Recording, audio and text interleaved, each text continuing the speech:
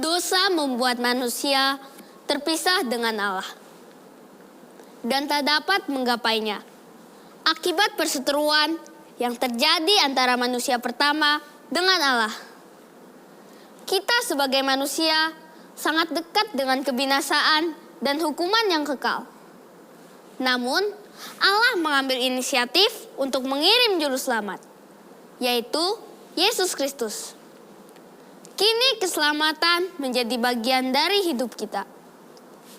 1 Tesalonika 5 ayat 9-10 mengatakan, karena Allah tidak menetapkan kita untuk ditimpa murka, tetapi untuk beroleh keselamatan oleh Yesus Kristus, Tuhan kita, yang sudah mati untuk kita, supaya entah kita berjaga-jaga, entah kita tidur, kita hidup bersama-sama dengan Dia.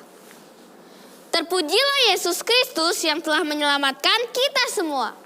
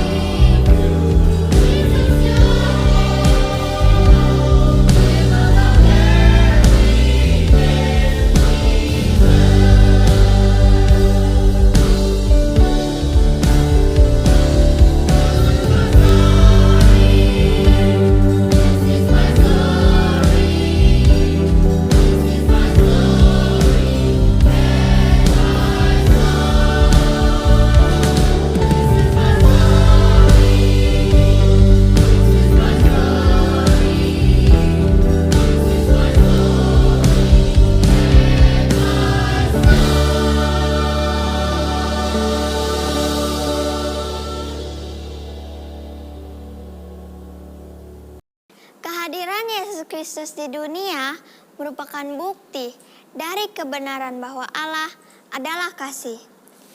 Tindakan menyebarkan kasih lewat pelayanan Yesus Kristus merupakan suatu teladan yang ditinggalkan bagi kita semua. Pada dasarnya, kasih memang suatu hal yang tercipta untuk disalurkan, bukan untuk dipelajari semata. 1 Yohanes 4 ayat 7-8 mengatakan, "Saudara-saudaraku yang kekasih, marilah kita saling mengasihi, sebab kasih itu berasal dari Allah. Dan setiap orang yang mengasihi lahir dari Allah dan mengenal Allah. Barang siapa tidak mengasihi, ia tidak mengenal Allah, sebab Allah adalah kasih." Mulai hari ini, mari kita berbagi kasih sebagaimana Allah menyatakan kasih-Nya kepada kita.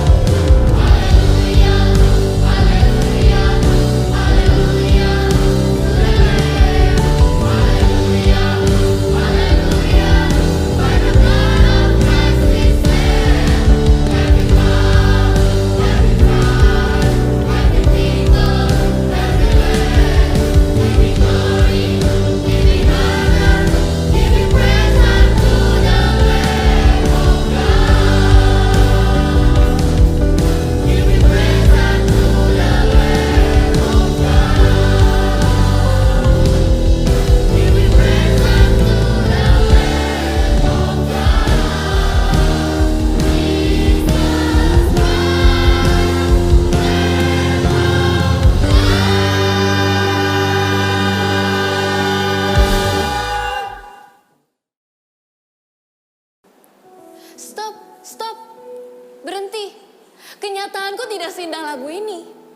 Katanya Tuhan penuh kasih, tapi Ia mengambil segalanya dariku. Yang tersisa hanya kesedihan dan kecewa. Hidup tampak seperti garis yang tak berujung, penuh kebimbangan. Aku terluka, aku malu, aku berputar dalam lingkaran untuk menyakiti dan menghancurkan diri sendiri. Akankah ini berakhir? Hei, setiap penderitaan yang kamu alami tidak pernah dalam sekejap pun tidak terdengar oleh Tuhan. Setiap air mata dan kekhawatiranmu juga menusuk hatinya. Semua perasaanmu itu telah ditanggung.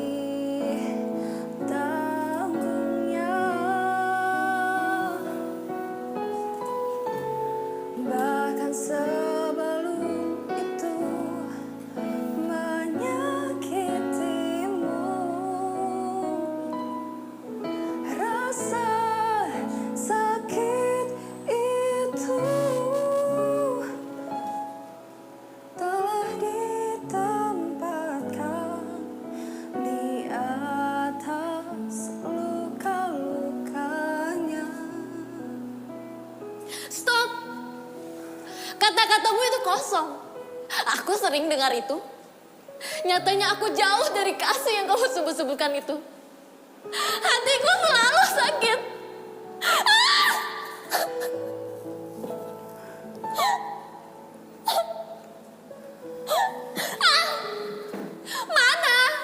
Mana kasih yang kamu sebut-sebutkan itu? Gak pernah tuh aku rasain hidup aku. Mungkin memang aku terlahir untuk merasakan pilu. Hei, kamu seperti ini karena kamu belum menerima damai sejahtera. Damai sejahtera Tuhan yang dapat membebaskan kamu dari segala belenggu kamu. Jangan takut, karena kedamaiannya yang akan menyembuhkanmu. Iya, memang benar kata-katamu itu. Tapi gimana? Gimana cara aku ngelakuinnya? Aku nggak tahu harus mulai dari mana. Coba kamu ingat-ingat. Pada saat kamu sakit, pada saat kamu terluka, kamu bangkit lagi kan? Semua karena apa? Karena Tuhan. Udah, jangan sedih terus. Lebih baik sekarang kita berdoa sama-sama, kita masuk ke tahta dan hadirat Tuhan, supaya kamu dapat merasakan kedamaiannya. Ayo bersukacita. And heaven and nature sing, and heaven and nature sing, and heaven and nature sing.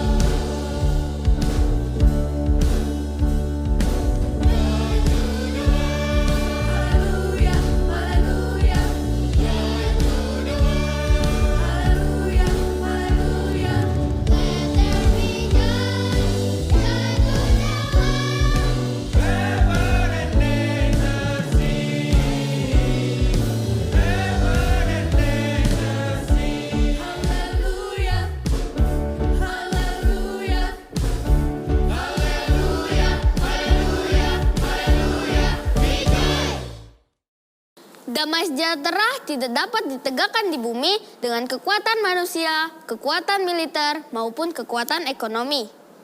Damai sejahtera merupakan titipan bagi setiap orang yang percaya berada di dalam hati mereka yang menjaga kekudusan dan senantiasa menghampiri tahtanya. Yohanes 14 ayat 27 mengatakan, "Damai sejahtera kutinggalkan bagimu, damai sejahteraku kuberikan kepadamu. Dan apa yang kuberikan tidak seperti yang diberikan oleh dunia kepadamu. Janganlah gelisah dan gentar hatimu." Keselamatan, kasih, dan damai sejahtera merupakan 3 dari banyak hal indah yang Tuhan anugerahkan bagi kita semua.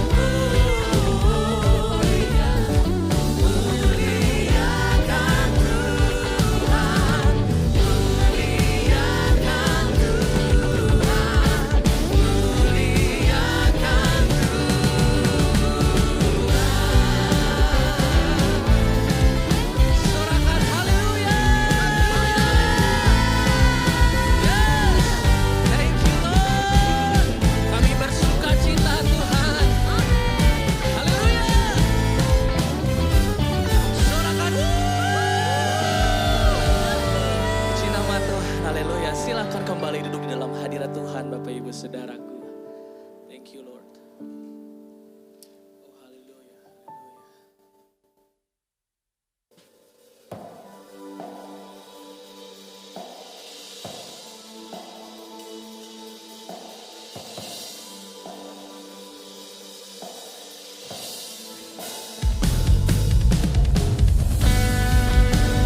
Saat ini di tempat ini Tuhan, kami mau naikkan pujian penyembahan kami.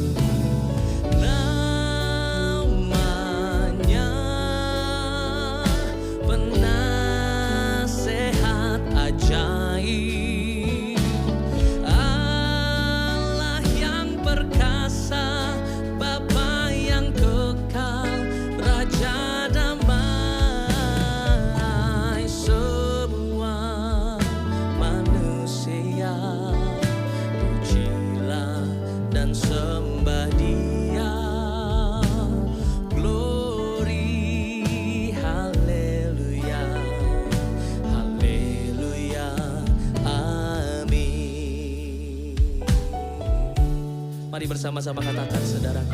Yesus telah lahir ke dalam dunia ini. Lambang pemerintahan berada di bahunya. Namanya penasehat ajaib, Allah yang perkasa, Bapa yang kekal, Raja damai. Semua manusia pujilah dan sembah Dia. Glory, haleluya, haleluya, amin.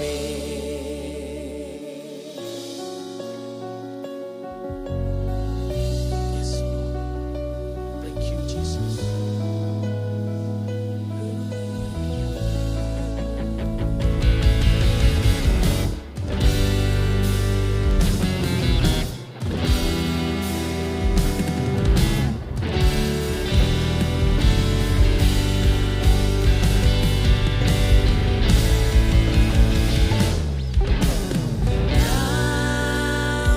Namanya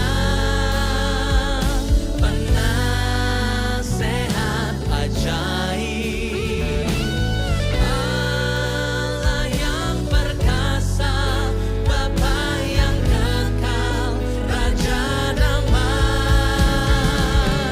Semua manusia pujilah dan sembah Dia. Glory, haleluya, haleluya, amin. Glory, haleluya, haleluya, amin.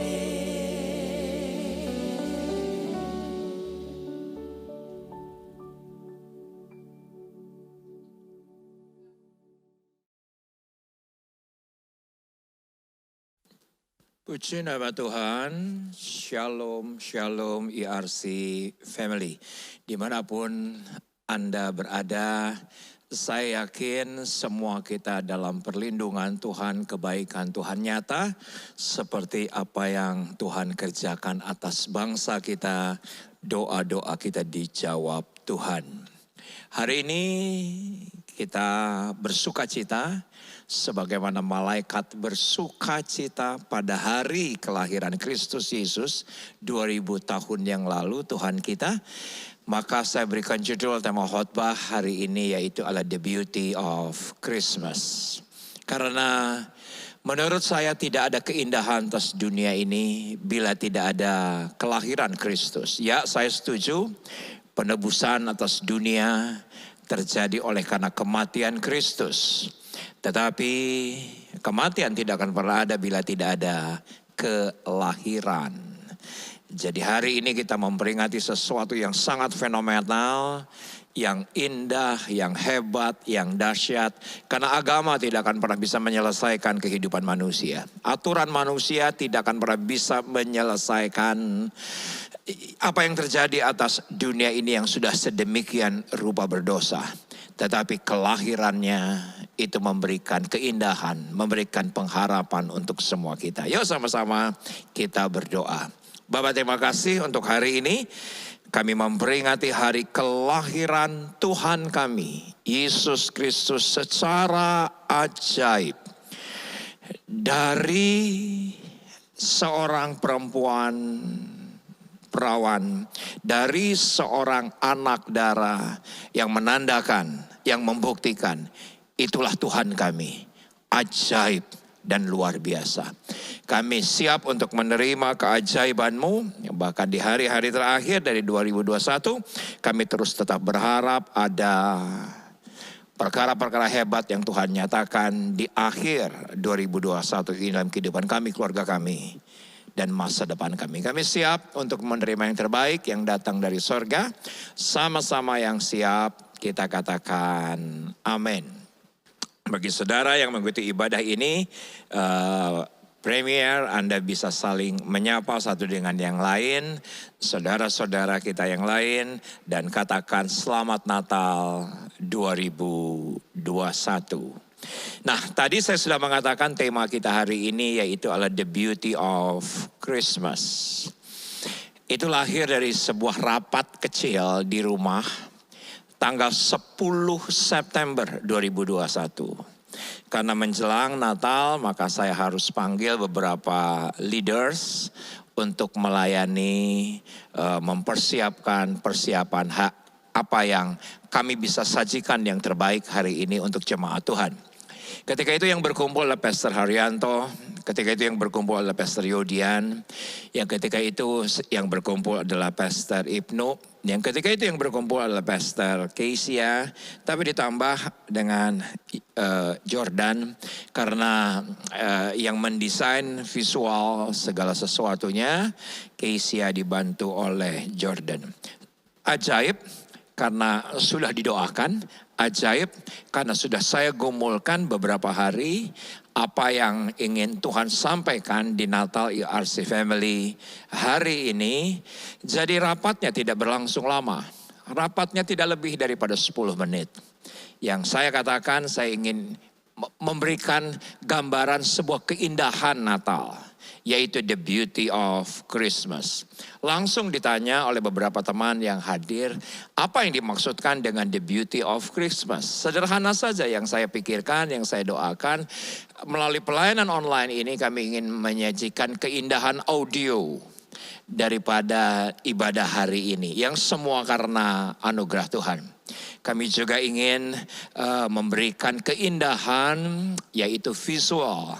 Bagaimana Yesus dihadirkan secara audio dan visual indah ke tangan saudara, ke rumah saudara, ke hati saudara hari ini. Ini bukan ibadah tatap muka, tapi ini adalah ibadah online, ibadah tatap layar.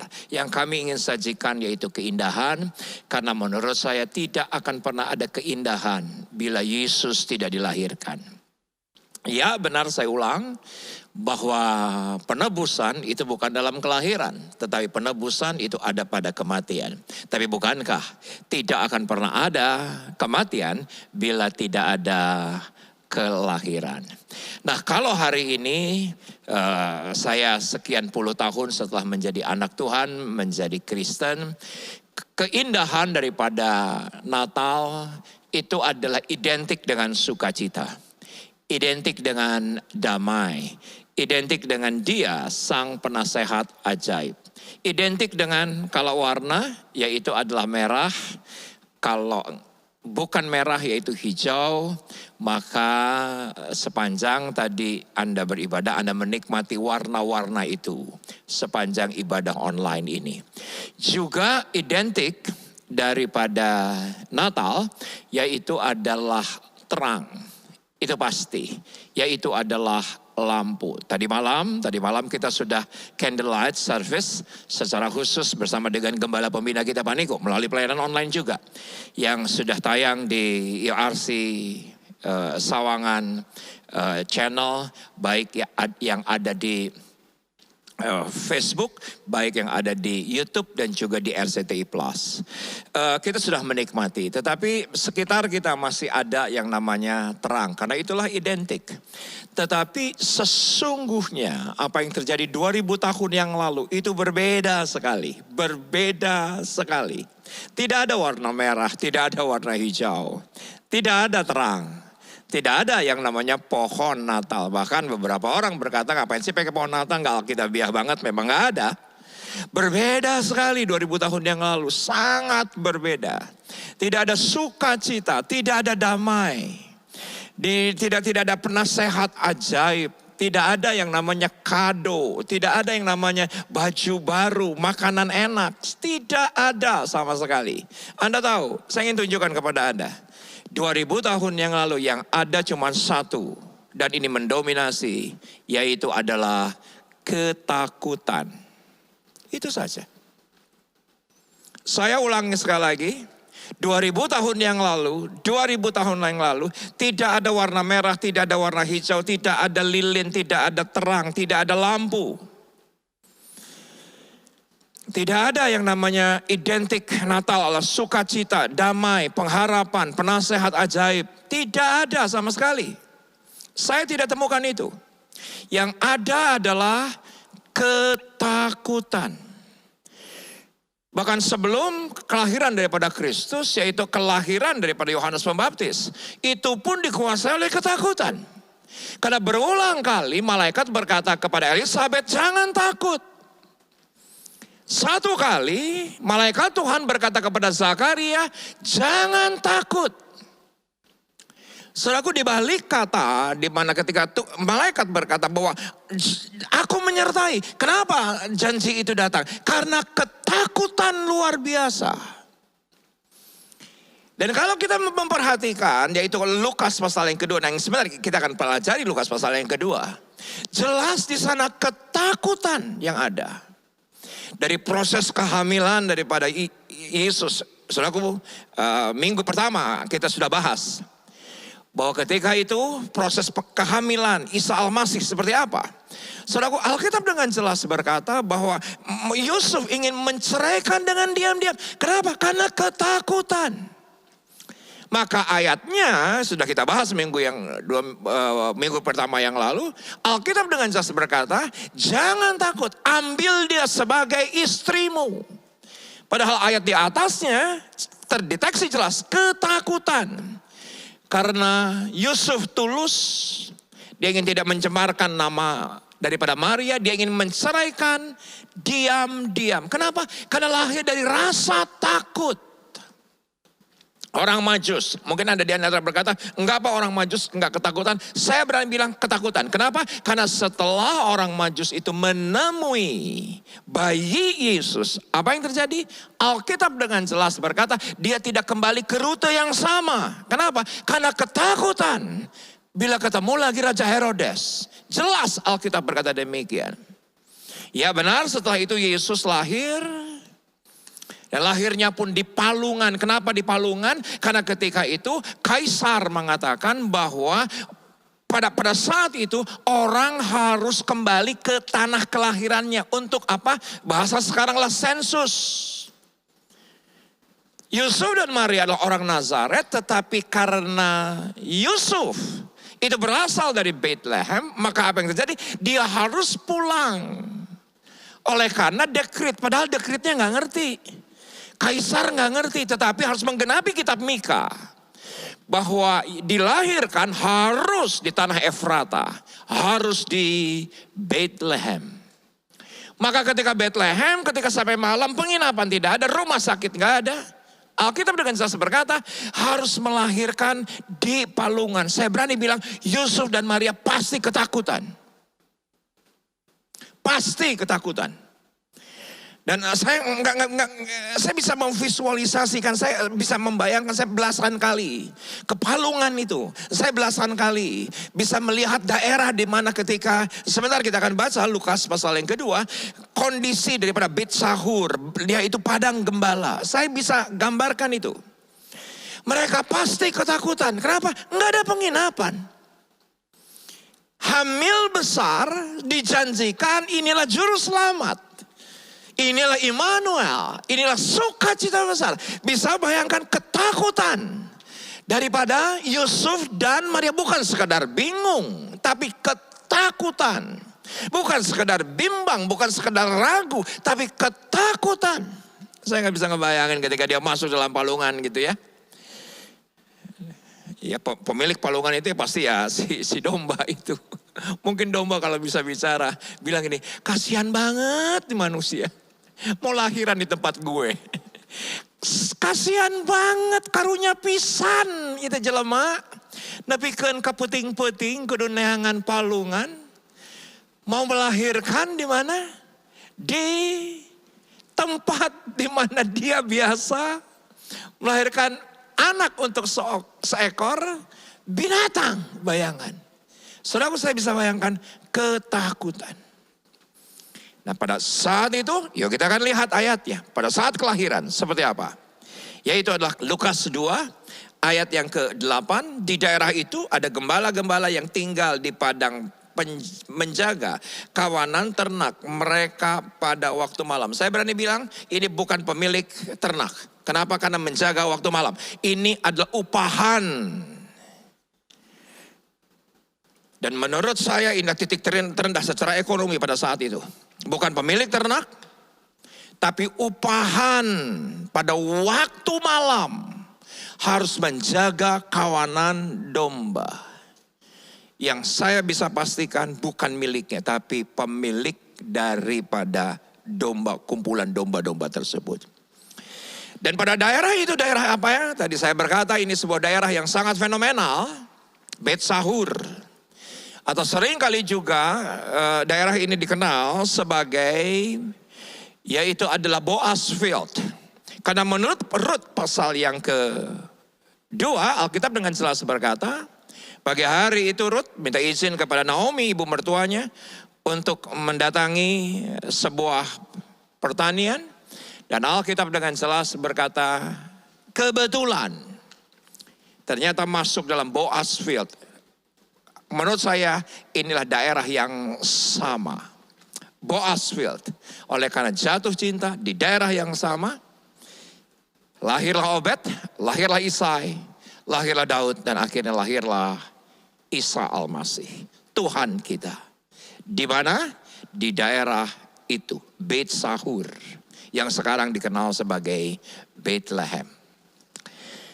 Ayat yang ke-9. Tiba-tiba berdirilah seorang malaikat Tuhan itu dekat mereka. Dan kemuliaan bersinar meliputi mereka. Dan mereka sangat ketakutan. Alkitab berkata demikian. Jadi gembala-gembala itu ketika melihat manifestasi kuasa Allah, manifestasi kerajaan sorga, manifestasi perkara-perkara sorgawi, jelas ketakutan. Dan ayat yang ke-10, lalu kata malaikat itu kepada mereka, jangan takut, sebab sesungguhnya aku memberitakan kepadamu kesukaan besar untuk seluruh bangsa. Nah, saya catatan ini. The most beautiful gift, Anda harus catat. Anda harus capture. Anda boleh live chat sekarang. The most beautiful gift are often wrapped in fear. Saudaraku, ternyata the beauty, keindahan, the greatest, sesuatu yang besar, kalau itu berbentuk sebuah kado, bukankah kado juga identik Natal? Karena pelayanan apa, gereja apa, terkadang juga tukar kado. Tentunya kado ketika seseorang mengharapkan itu yang terindah, itu yang terbesar, ternyata seringkali yang menjadi bungkusnya itu adalah ketakutan. Kalau saya kasih contoh di sini, di depan saya ada kado. Dan kado ini kalau di dalamnya adalah the most beautiful gift, the greatest gift. Di dalamnya yang kita nggak tahu, tetapi yang terbesar, kesukaan besar, malaikat bersuka cita. Saya tidak akan ulangi lagi khotbah saya dari awal. Ternyata bungkusnya yaitu adalah ketakutan. Saudaraku, ketakutan itu sesuatu yang manusiawi. Ketakutan itu menjadi sesuatu yang manusiawi. Dan itu enggak salah kalau menurut saya. Kalau ada orang takut, karena rasa takut juga punya sisi positif. Kenapa saya katakan? Karena karena takut, kita semakin percaya, kita semakin mengandalkan Tuhan. Saudaraku, kita pakai seat belt. Mungkin ada rasa takut. Bagus toh kalau kita pakai seat belt. Itu kan mengamankan diri kita. Itu mengamankan. Bukan karena kita takut polisi kita pakai seat belt. Tidak. Kita pakai seat belt mungkin ada rasa takut.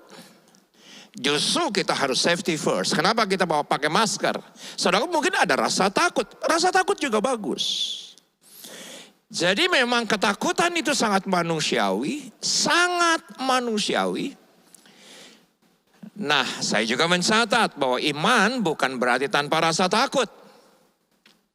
Tetapi ketakutan yang berlebihan tidak lagi menguasai kita. Tidak lagi menguasai kita. Jadi ya betul kita pakai masker, tapi beberapa orang sekarang sudah ke mall, beberapa orang sekarang sudah liburan, bahkan beberapa orang sudah berpergian kepada keluar negeri. Sudah itu bukan ketakutan lagi yang berlebihan menurut saya. Walaupun tetap prokes. Yang walaupun saya juga bingung, udah ke mall tapi nggak mau ke gereja. Udah keluar negeri tapi nggak mau ibadah tatap muka. Dalam beberapa bulan ini saya juga mendeteksi ya takutnya itu ketakutan yang berlebihan, akhirnya seperti tidak punya iman. Tapi iman itu adalah bukan berarti tanpa rasa takut, tetapi ketakutan kita bisa kalahkan di dalam nama Yesus. Karena ketakutan itu bukan datang dari Tuhan.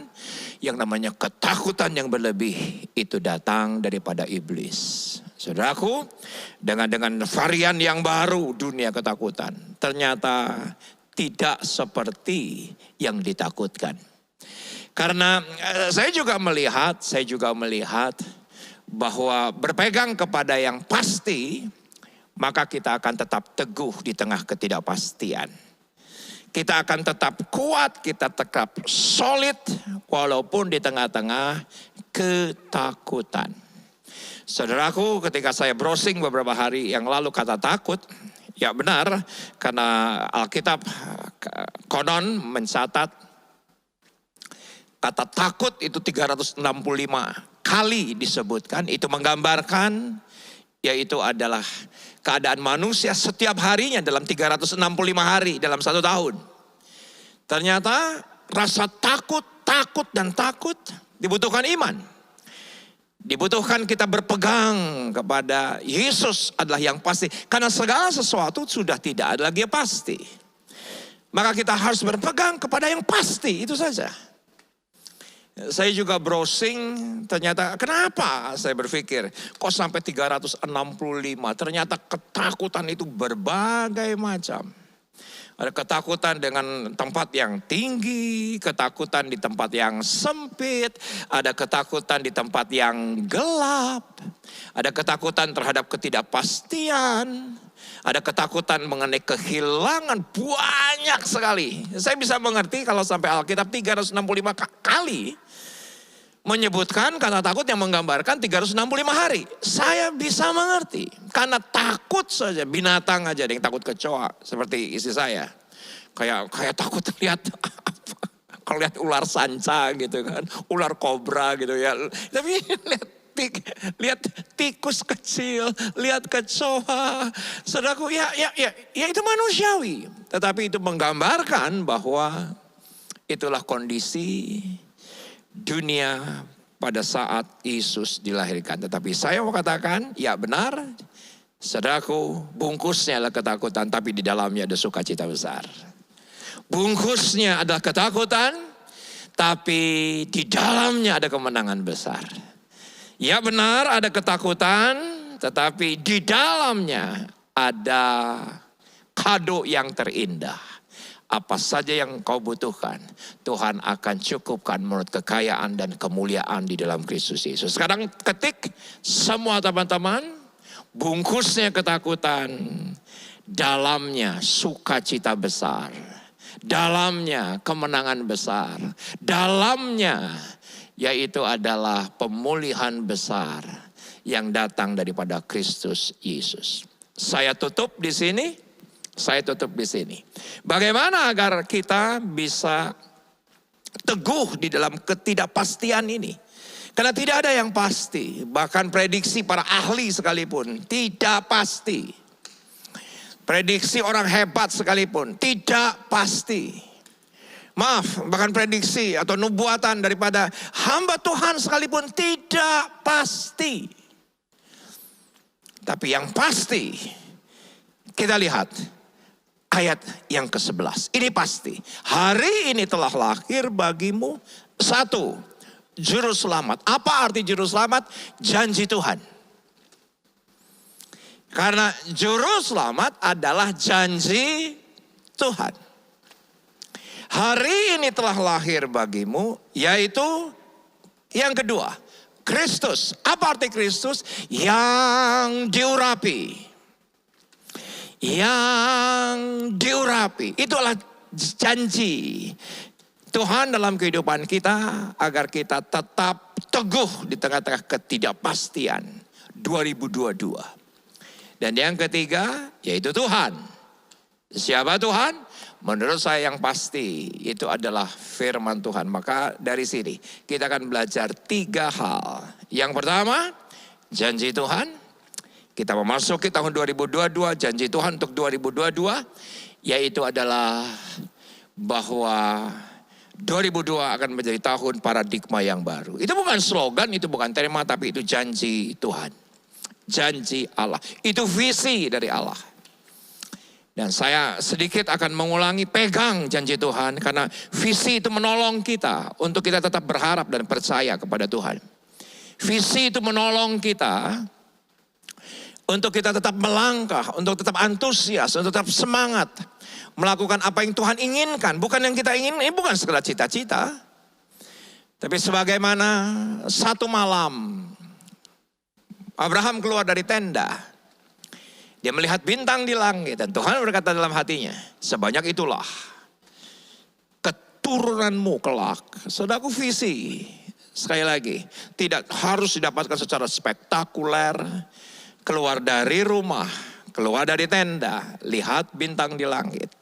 Sebanyak itulah keturunanmu, itu jadi visi. Dan itu jadi janji yang dipegang. Walaupun Abraham tidak lagi punya dasar untuk berharap, untuk percaya, tapi tetap percaya sampai akhir. Bukankah Anda dan saya hari ini adalah generasi atau keturunan daripada Abraham? Yang kedua yaitu adalah hari ini telah lahir, yaitu adalah Kristus, urapan Tuhan. Kembali saya ingin tegaskan bahwa urapan ada di dalam dirimu. Tinggal dimanifestasikan. Tinggal dipercayai, diaktifkan karena sudah ada di dalam. Kalau Anda harus datang dulu ke KKR, baru ada urapan Tuhan, berarti urapannya di luar. Kenapa? Karena kita yang harus menghampiri. Alkitab tidak berkata demikian. Yang namanya banyak orang berpikir harus datang dulu ke tempat tertentu, ke ibadah tertentu, ke pendeta tertentu, untuk dapatkan urapan. Berarti itu di luar. Urapan tidak di luar, urapan Tuhan ada di dalam kehidupan kita.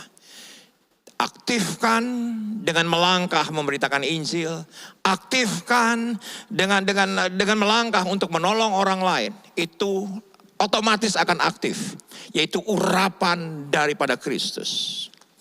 Urapan itu bukan harus datang ke tempat tertentu, jam tertentu, acara tertentu baru dapat urapan. Berarti itu dari luar ke dalam. Yesus Kristus ada dalam hidupmu. Bagaimana memanifestasikannya? Sederhana, melangkah menolong orang lain.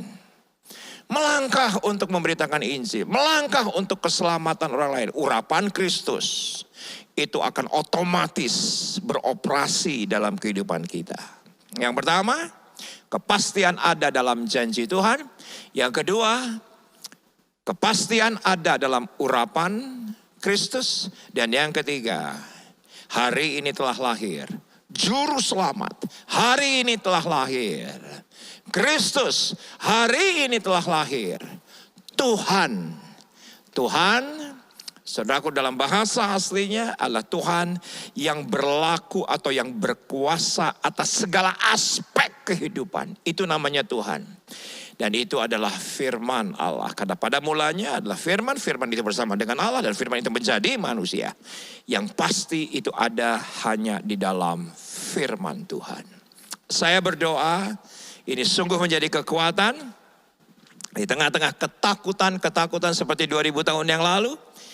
Anda pun mungkin merasakan ketakutan yang sama. Karena setiap hari ada ketakutan. Alkitab berkata 365 kali kata ketakutan muncul.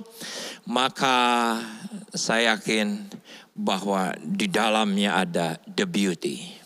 Di dalamnya ada the greatest. Di dalamnya ada sesuatu yang luar biasa yang datang daripada janji Tuhan, urapan Kristus, dan firman Allah. Amin.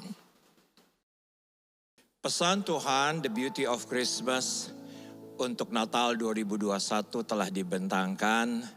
Dan kita melihat bahwa yang terbaik daripada dunia ini hanyalah kelahiran Yesus. Kalaupun dia kematian adalah menebus manusia, tapi tidak akan pernah ada kematian kalau tidak ada kelahiran.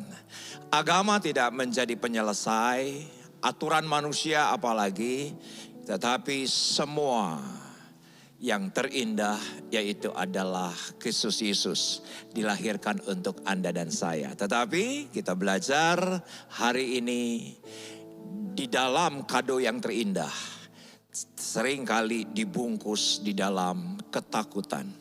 Karena manusia pada saat itu sangat ketakutan. Karena malaikat berulang kali dalam banyak kejadian berkata, jangan takut. Berarti manusia ada dalam ketakutan. Dan bila Anda di antara Anda hari ini sedang ada dalam ketakutan, saya tahu persis di dalamnya ada sesuatu yang terindah. Yaitu Yesus akan menyatakan kebaikannya, menyatakan mukjizatnya, menyatakan anugerahnya. Kita akan pujikan sebuah lagu yang sangat indah, yang sangat memberkati di tengah-tengah kesunyian hati, di tengah-tengah kekecewaan, bahkan di tengah-tengah ketakutan. Ternyata ada yang terbaik, yaitu adalah kehadiran Yesus di dalam kehidupan kita. Yuk sama-sama kita pujikan, saya percaya ada kekuatan yang luar biasa. Pernah ku merasa menginginkan semua segala yang ada di dalam dunia, namun masih saja tak cukup bagiku tanpa kau di sana penuhi hati ini. Hingga satu masa ku temukan bagian terindah, kasih-Mu menyapa, mengisi kesunyian hidupku. Kau yang menopangku, oh Yesus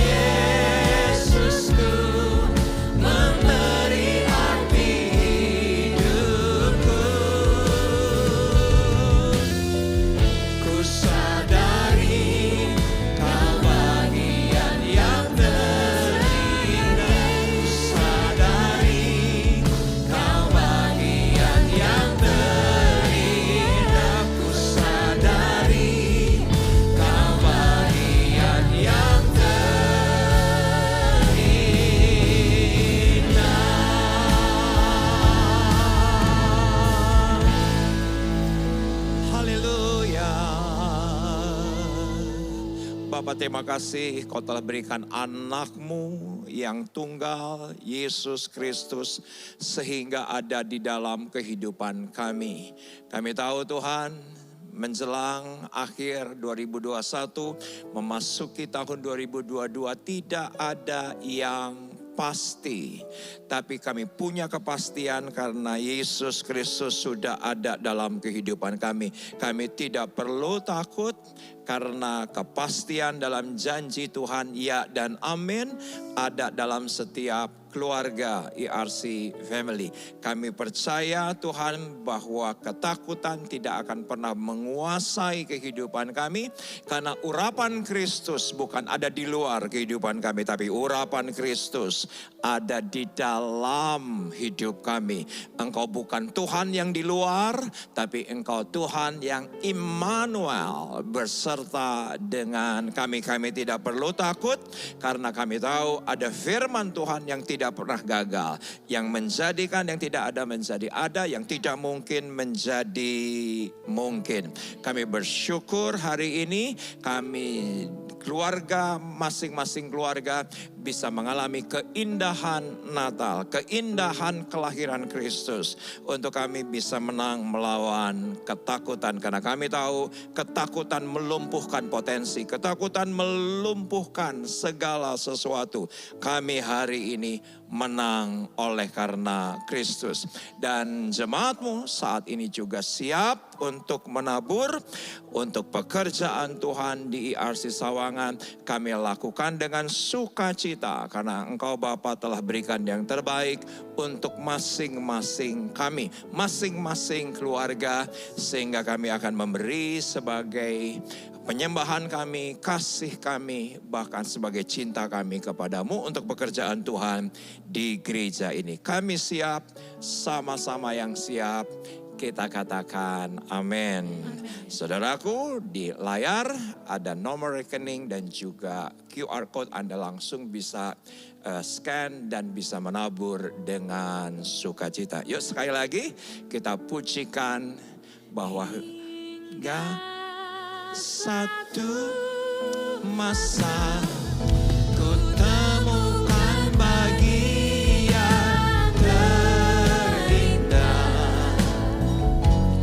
kasih-Mu menyapa, mengisi kesunyian hidupku.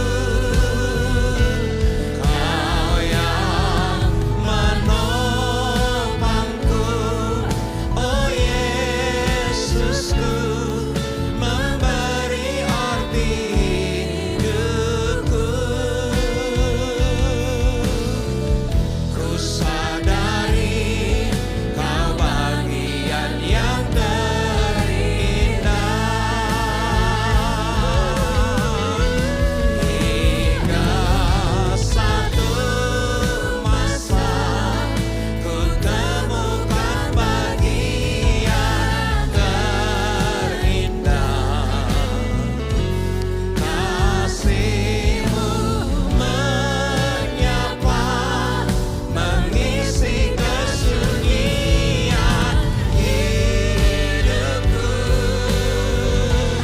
Kau yang menopangku, oh Yesusku, memberi arti hidupku. Ku sadari Kau bagian yang terindah, hingga satu masa ku temukan bagian terindah, kasih-Mu menyapa, mengisi kesunyian hidupku. Kau yang menopangku, oh Yesusku, memberi arti hidupku.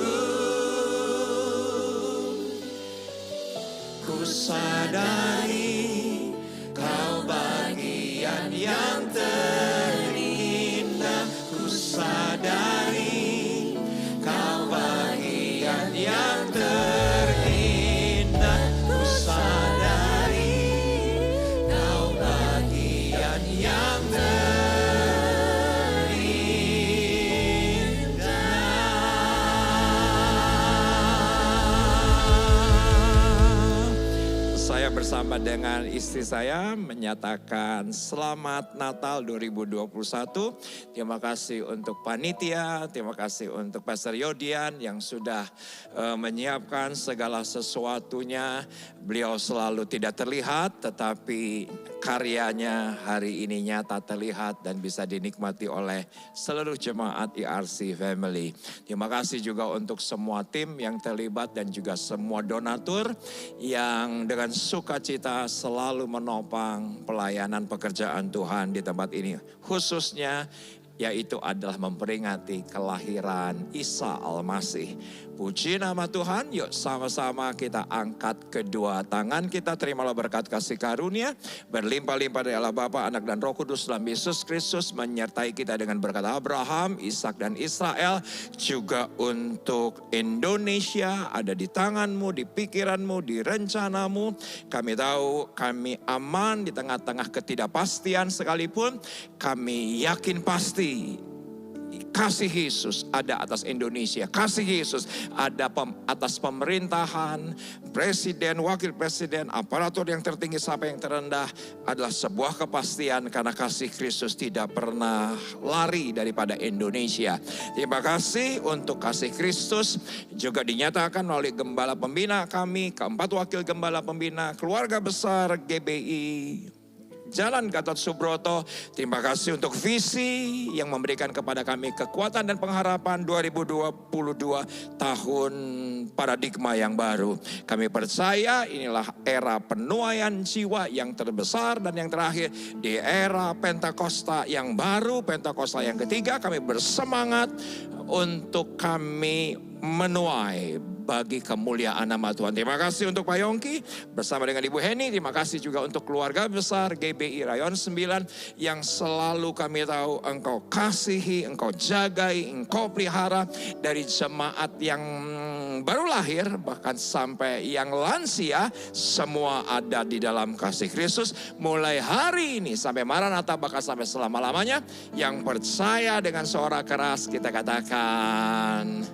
amin. Puji nama Tuhan.